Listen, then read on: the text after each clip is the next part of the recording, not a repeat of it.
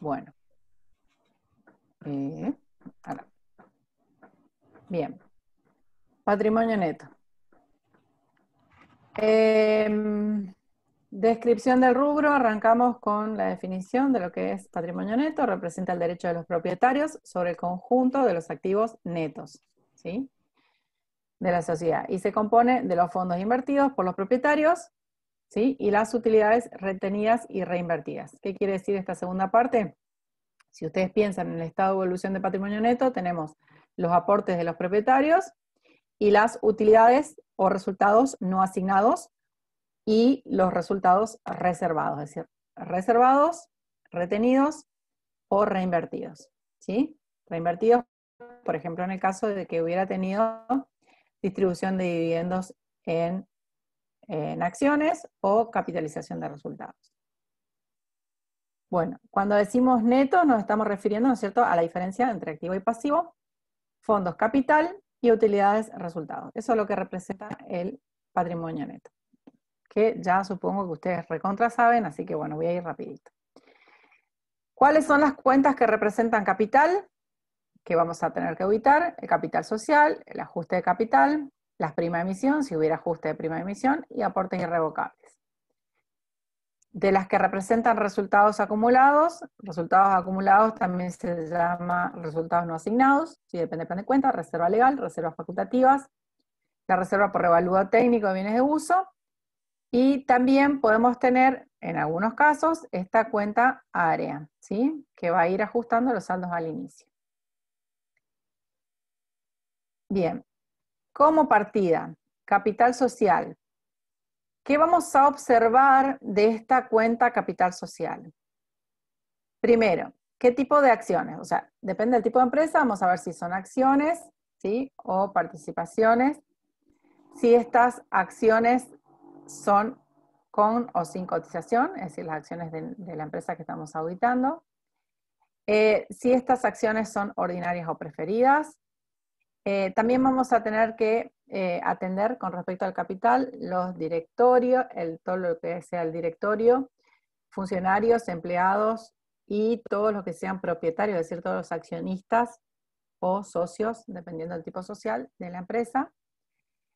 Y por último, la medición contable, que puede ser distinta según el órgano de contralor, ¿sí? Capital nominal para la Inspección General de Justicia, y para la Comisión Nacional de Valores es capital más ajuste de capital. Esa es la medición contable dependiendo del órgano de contralor. Bien, este tipo de elementos o de información la vamos a tener en distintas documentaciones de respaldo, ¿sí?, que vamos a ver después. Bien, en cuanto al ajuste de capital, bueno, REI se llamaba antes, ahora es el RECPAM, ¿sí?, del capital y también de todo lo que sea aportes irrevocables.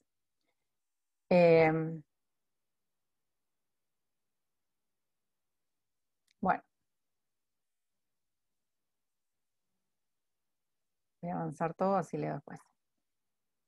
Según la ley de sociedades, la suscripción e integración de capital, el plazo para la integración de capital adeudado no puede exceder de 2 años. En cuanto a la suscripción, el capital debe suscribirse totalmente al tiempo de la celebración del contrato constitutivo. Bueno, y este valor que está desactualizado. La integración mínima de efectivo del 25%. Bueno, estos son los puntos, digamos, que tenemos que tener en consideración con respecto a la ley de sociedades comerciales, ¿sí? Los aportes no dinerarios, que deben integrarse totalmente, y el capital de la SRL, que está dividido en cuotas y que no tienen un capital mínimo.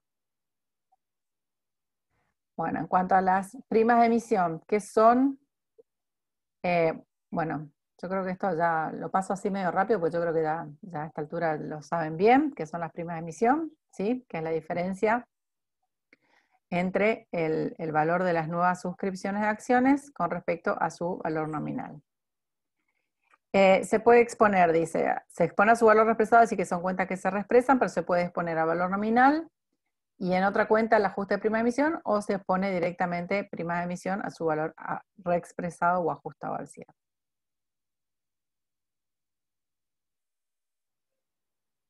Bueno, en cuanto a los aportes irrevocables, ¿qué debemos mirar?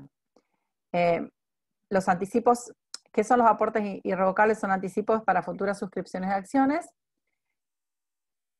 Solo constituyen aportes no capitalizados, es decir, irrevocables, cuando tienen el carácter, ¿sí?, el compromiso, digamos, de los accionistas de su irrevocabilidad. Y siempre que hayan sido íntegramente, valga la redundancia, integrados, o sea, que sean integrados totalmente, ¿sí? O sea, no es como cuando hacemos la suscripción, que podemos tener la suscripción en una parte y la integración, ¿sí?, la suscripción por el total y la integración por una parte, sino que los aportes irrevocables tienen que estar íntegramente integrados. Las normas contables definen requisitos que deben cumplir esos aportes irrevocables. La RT 17 enumera 3 requisitos que deben cumplir para considerarse aportes irrevocables, ¿sí? Para ser considerado partida integrante del patrimonio neto, que hayan sido efectivamente integrados, que surjan de un acuerdo escrito, ¿sí?, es un contrato entre los aportantes, él o los aportantes, y el órgano de la administración del ente, que en ese contrato se estipule, primero, que el aportante mantendrá su aporte, o sea, el carácter de irrevocabilidad, salvo cuando su devolución sea decidida por la Asamblea de Accionistas, mediante un procedimiento similar al de la reducción de capital. O sea, ya se lo considera capital. Que el destino del aporte es su futura conversión de acciones, esto tiene que estar en el contrato, y las condiciones para dicha conversión, es decir, cómo, en qué momento o en qué situación, cómo se van a realizar, digamos, la suscripción de las futuras acciones.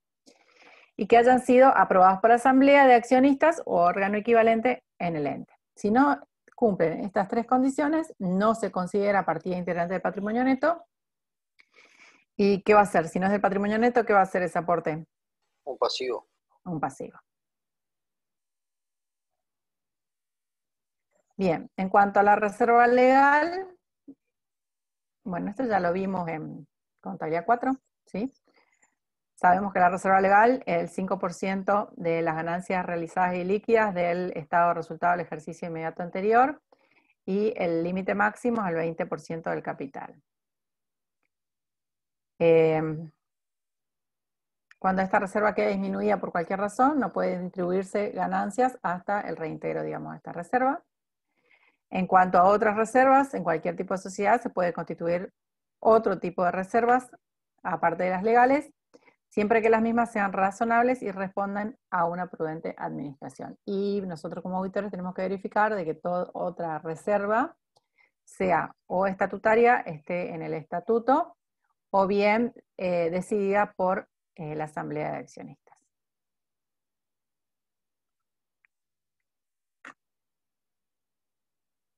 Bueno, en cuanto a los dividendos, hablamos de la ley otra vez, los dividendos no pueden ser aprobados ni distribuidos a los socios, sino por ganancias realizadas y líquidas, resultantes de un balance confeccionado de acuerdo a la ley y el estatuto, y aprobado por el órgano social competente. Las ganancias distribuidas en violación a esta regla son repetibles, es decir, que las van a tener que devolver, con excepción del supuesto del artículo 225. Bueno, ahí está la repetición de dividendos. El artículo 71, que habla de que las ganancias no pueden distribuirse hasta tanto no se cubran las pérdidas de ejercicios anteriores, ¿sí? O sea, en el caso que tenga resultados acumulados negativos, ¿sí? No se pueden distribuir ganancias, sino hasta que se cubran esos resultados acumulados negativos. Cuando los administradores, directores o síndicos sean remunerados por un porcentaje de la ganancia, la asamblea podrá disponer en cada caso su pago, aun cuando no se cubran las pérdidas anteriores. O sea, esto es para no ir en detrimento, digamos, del directorio y los síndicos cuando la sociedad no obtenga ganancias.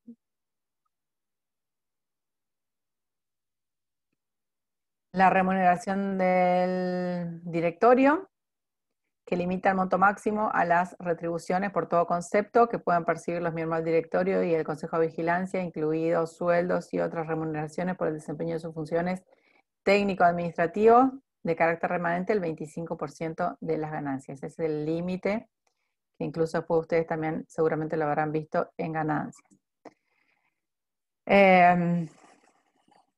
Al tercer párrafo limita dicho monto al 5% cuando no se distribuyan dividendos a los accionistas, y se le incrementa proporcionalmente a la distribución hasta alcanzar el límite hasta alcanzar el límite del 25% cuando se reparte el total de la ganancia. Bien, todas estas cuestiones que se refieren a la ley, nosotros como auditores tenemos que verificar su cumplimiento, ¿sí? O sea, esto es leer y estudiar. No es...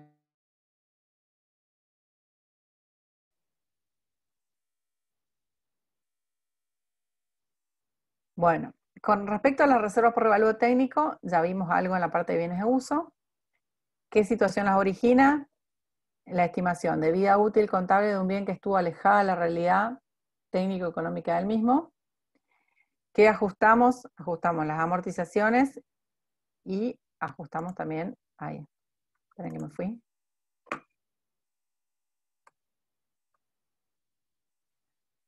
Quería corregir algo, pero tengo que salir de la presentación.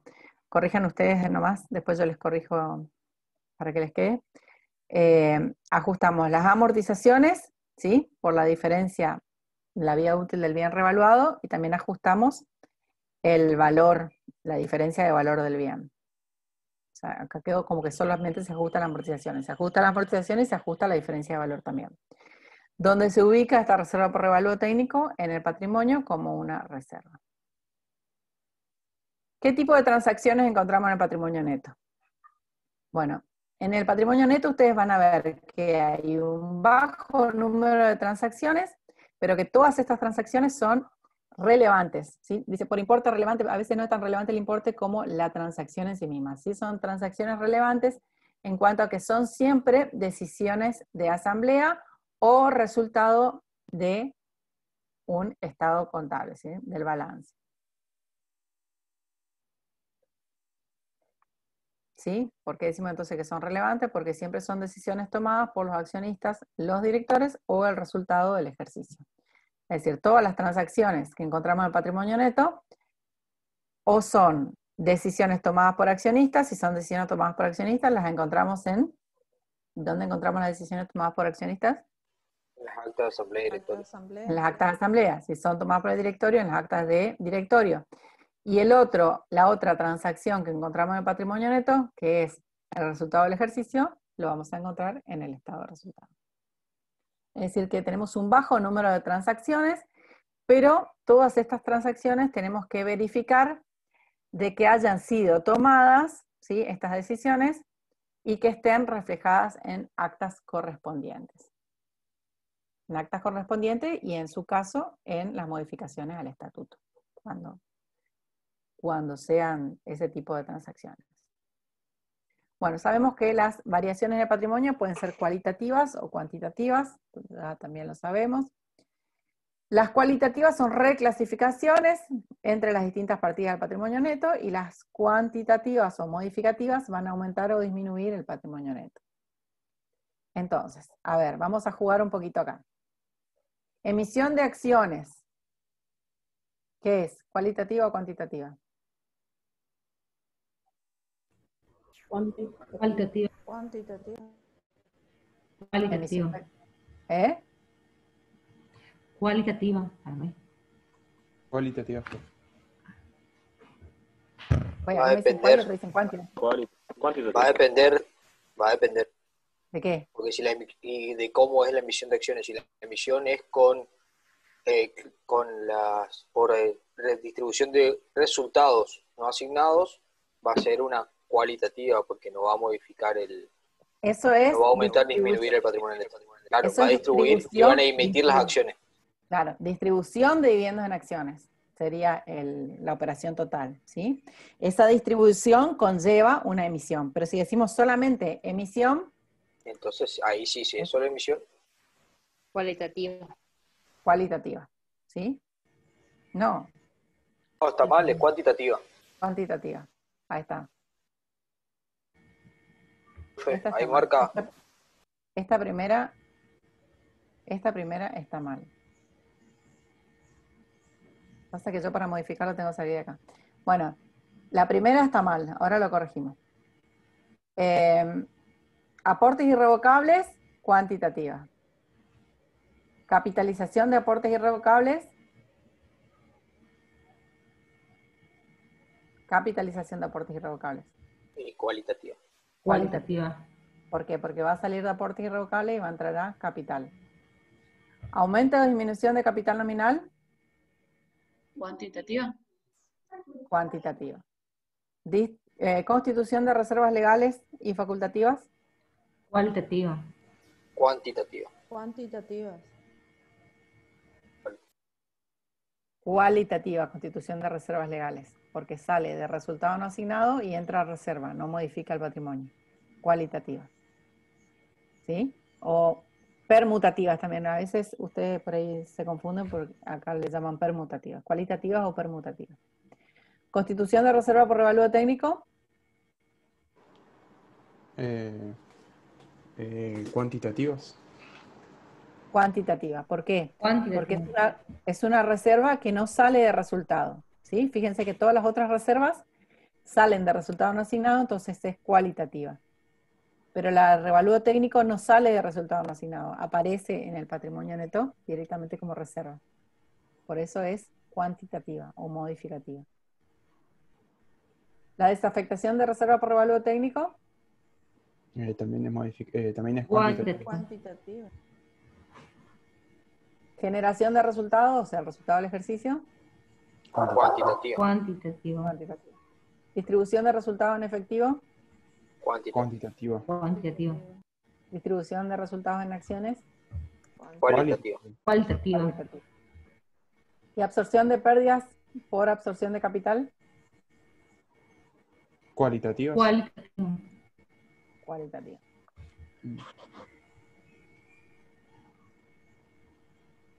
Esta primera nomás es la única que está mal.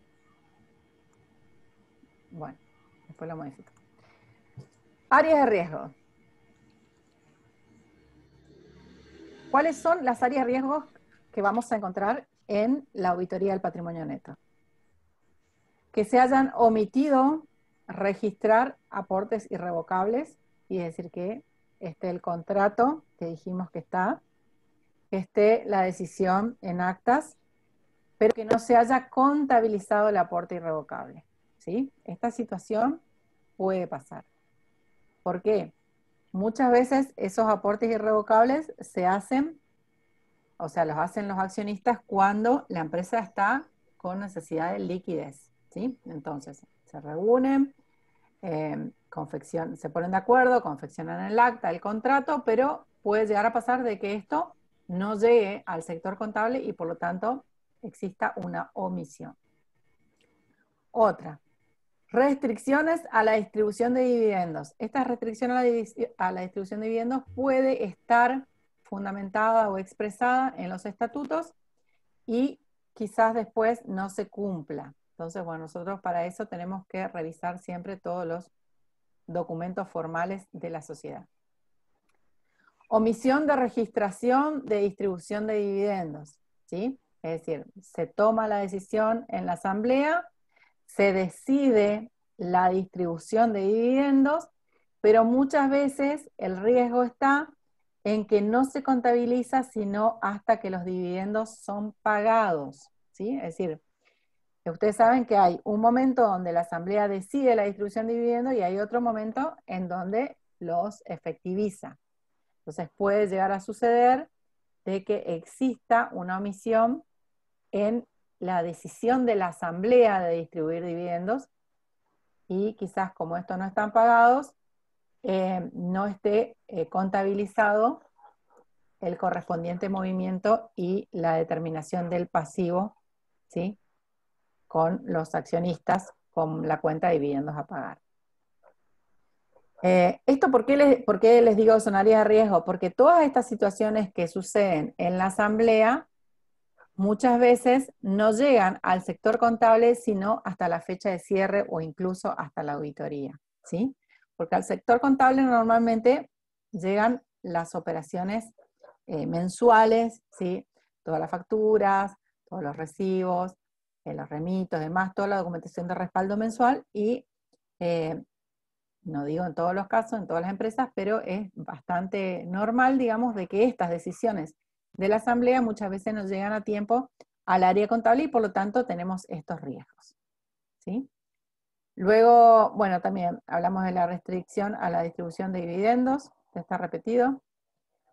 Registración en defecto de la reserva legal, este es un error muy común, ¿sí? He visto millones de estados de evolución de patrimonio neto en los cuales tienen resultados acumulados año tras año y no contabilizan la reserva legal. Puede ser que no contabilicen la constitución de la reserva como que no contabilicen la desafectación de la reserva. Cualquiera de las dos omisiones es un riesgo, un área de riesgo, digamos. Pérdidas acumuladas que requieran la reducción del capital, este es otro error común, ¿sí? Según la ley de sociedades comerciales, las pérdidas acumuladas, ¿sí?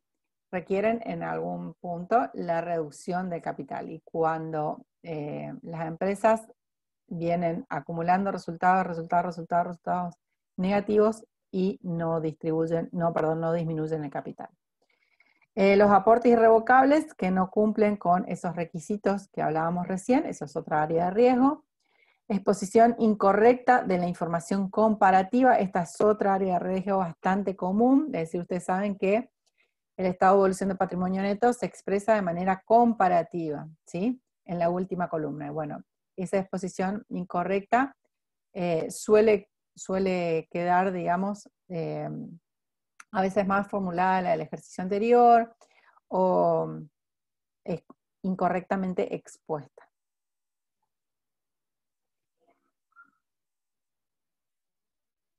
Bueno, en cuanto a las normas contables que podemos rever para el caso de patrimonio neto, tenemos en la RT 8 y 9 la forma de exposición del estado de evolución de patrimonio neto, que es uno de los 4 estados contables básicos u obligatorios.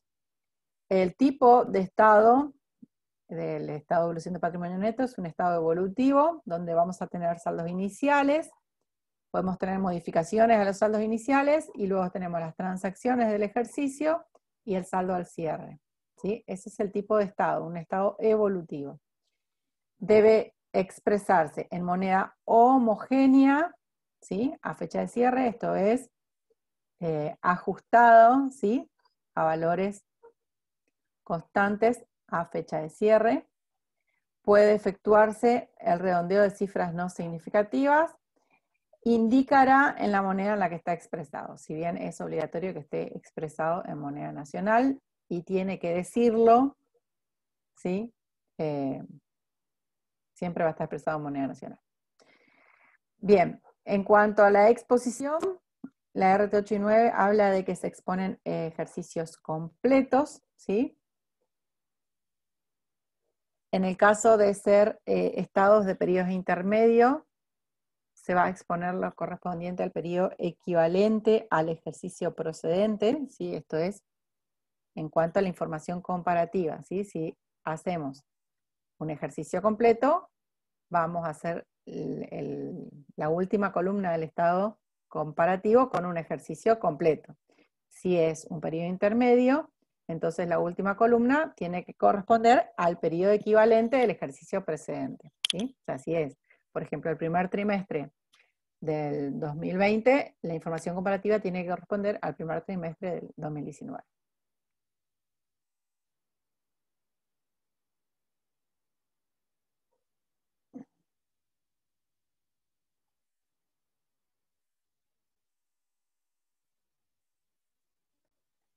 Bueno, esta cuenta tan conocida por nosotros, área, ¿sí?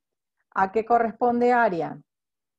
Son ajustes provenientes de la corrección de errores producidos en los ejercicios anteriores o del defecto de cambios realizados en la aplicación de normas contables, ¿sí?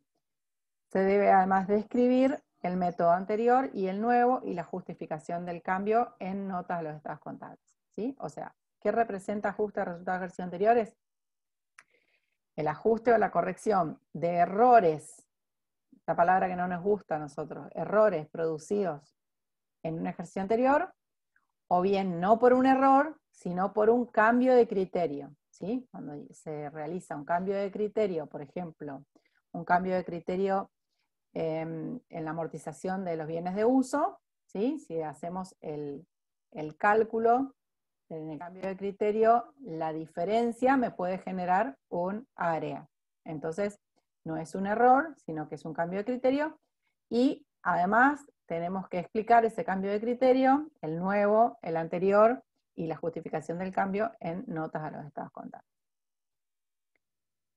En la información comparativa deberá adecuarse las cifras correspondientes al estado de situación patrimonial del ejercicio anterior, cuando existan modificaciones de ejercicio anteriores que lo afecten, al solo efecto de la presentación comparativa con la información del ejercicio.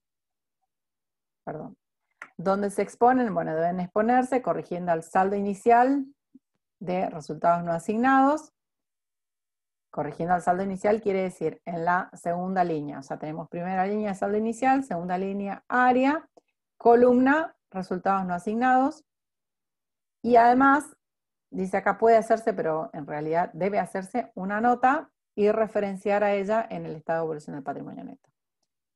Se debe describir la modificación y sus efectos en la información complementaria, es decir, en notas, y se presentan a efectos comparativos netas del efecto del impuesto a las ganancias.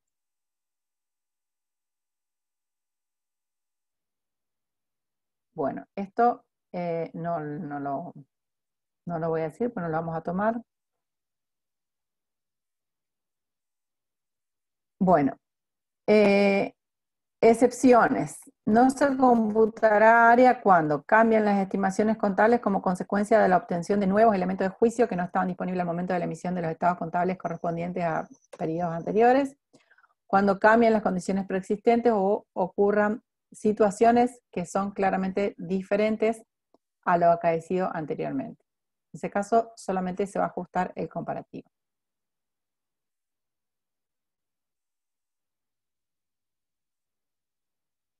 Validación del rubro. Primero tenemos que asegurarnos que todas las transacciones que afecten al patrimonio neto estén incluidas. Es decir, para asegurarnos de que todas las transacciones que afectan al patrimonio neto estén incluidas, tenemos que verificar qué cosa que dijimos recién. ¿Dónde están todas las transacciones? La integridad de los libros. ¿En qué libros? Libro diario, libro mayores. No, todas las transacciones del patrimonio neto. Ah, Todas esas transacciones que dijimos recién, aumento de capital, aportes irrevocables, distribución, Las ¿eh? actas. En las actas, ¿sí? O sea, que todo lo que esté en acta, nosotros vamos a agarrar las actas de la asamblea, las actas del directorio, y vamos a verificar que todas esas transacciones que hayan decidido las asambleas estén incluidas. ¿Dónde? En el estado de evolución de patrimonio neto y, por supuesto, en la contabilidad, o sea, en el libro diario. A través de, ¿cómo vamos a hacerlo? A través de conversaciones con la gerencia y la lectura de las actas, ¿sí?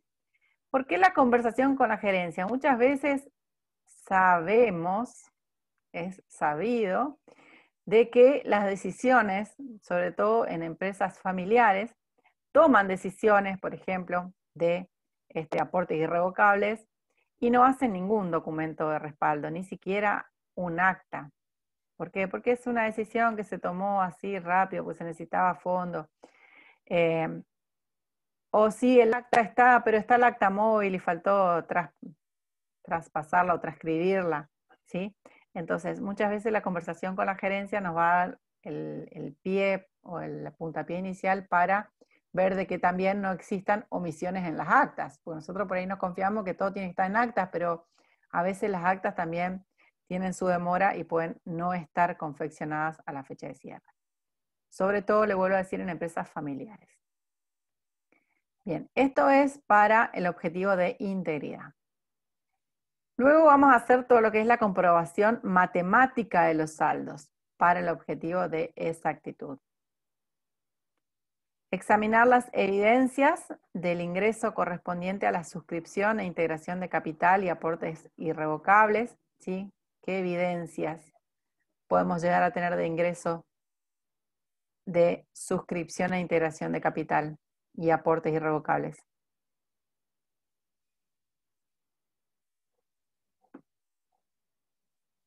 Supónganse que ustedes no tienen el acta. O sea, no existió el acta, no se hizo el acta de un aporte irrevocable. ¿Qué me evidenciaría a mí esa omisión? ¿Dónde la podría encontrar yo para decir, acá hubo un aporte irrevocable, pero no está contabilizado, capaz que tampoco está en actas?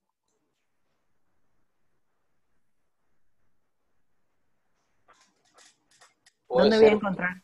y puede Sí. ser que después la asamblea aprobó y le dieron las acciones a la persona. Eso puede llegar a ser mucho después, pero yo digo, si hubo un aporte irrevocable, no sé por qué, pero por lo general los aportes irrevocables son siempre cerca la fecha de cierre. No, no tan cerca, pero ahí. O, bueno, se le estoy dando. ¿Dónde voy a encontrar la evidencia de que hay un aporte irrevocable? En el patrimonio. ¿Eh? Hechos posteriores al cierre, no. Ya es después. No, eso ya es En después. el patrimonio neto. Sí, pero supónganse que yo estoy justamente buscando un aporte irrevocable que no está contabilizado. No está contabilizado ni está en actas. En Debe un ser un recibo. ¿no? En un recibo. No. Un acta. ¿Dónde voy a tener la diferencia? Voy a tener la diferencia en el rubro de pasivo. Voy a tener un pasivo que está mal contabilizado, no, Fue revocado. que está mal contabilizado. No ¿Un sería pasivo otros que esté mal créditos. contabilizado o un activo, es decir, una En diferencia, un ingreso de caja? ¿Sí? otros créditos. Claro, voy a tener un ingreso a caja o un ingreso a banco, por lo general, por montos importantes, ¿sí? Con un pasivo incorrecto. Eso me puede dar pie o me puede dar una evidencia de que hay un aporte irrevocable que no está contabilizado, ¿sí? Supónganse que hayan hecho un aporte los accionistas, no sé, de 1 millón de pesos, y ustedes van a tener un ingreso a caja muy significativo con un pasivo que no les cierra, ¿sí? Por ejemplo, no sé, el nombre del accionista, ¿sí? XX, cuenta particular. ¿Qué es? ¿Un préstamo que le hizo? Entonces ahí es donde empezamos a indagar, ¿sí? Esas son las situaciones que nos dan pie como para buscar, ¿sí? A lo mejor existe un aporte irrevocable, pero que no está ni en actas, ni está el contrato de la irrevocabilidad, ¿sí? ¿Puede llegar a ser un pasivo? Sí, puede llegar a ser un pasivo, pero también puede llegar a ser un aporte irrevocable que no esté debidamente registrado ni expresado en notas a los estados contables. Eso depende de la informabilidad que tenga la empresa que estamos realizando. Bueno, entonces nosotros lo que tenemos que examinar son las evidencias. Siempre recuerden que con partida doble hay otra área, que por lo general será en el activo, ¿sí? Que nos va a levantar la sospecha de que hay algo de que no está bien. Bueno, examinar constancias de la distribución de utilidades, esta constancia también en actas de asamblea, y después cuando las utilidades son efectivamente pagadas, ¿sí? A los accionistas cuando se hace el pago de los dividendos en efectivo. Verificar las decisiones de los órganos societarios, ¿sí? Todas las decisiones de los órganos societarios que están en actas. Examinar la documentación de corte, es decir, hasta qué momento podemos contabilizar en el ejercicio y qué corresponde ya al ejercicio siguiente. Examinar documentación y efectuar revisiones analíticas. Verificar la adecuada reexpresión de las partidas. Esto es para evaluación. Verificar la existencia de restricciones legales, reglamentarias o contractuales para la distribución de utilidades, ¿sí?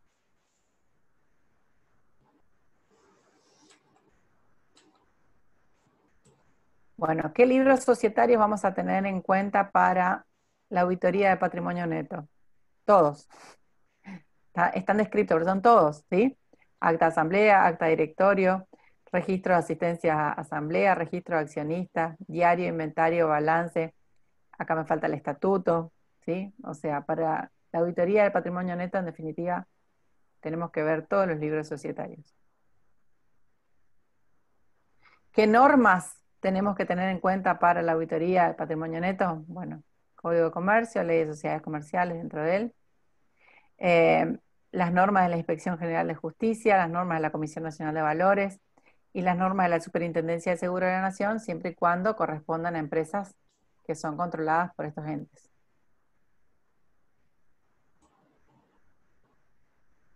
Bueno, no voy a detener en esto. Esto tampoco. Bueno, acá tenemos un ejemplo, ¿sí?, de relevamientos de las actas de asamblea, ¿sí?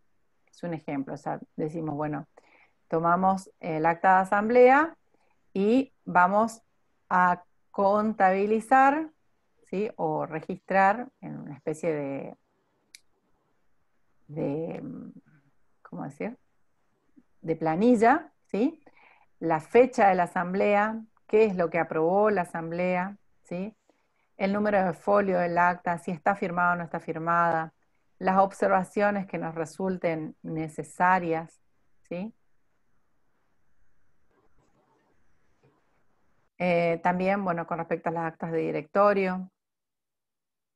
Todo esto nosotros verificamos en las actas y luego vamos al estado de evolución de patrimonio neto y verificamos de que esté todo íntegramente contabilizado. Bueno, esto no voy a... Bueno, ok.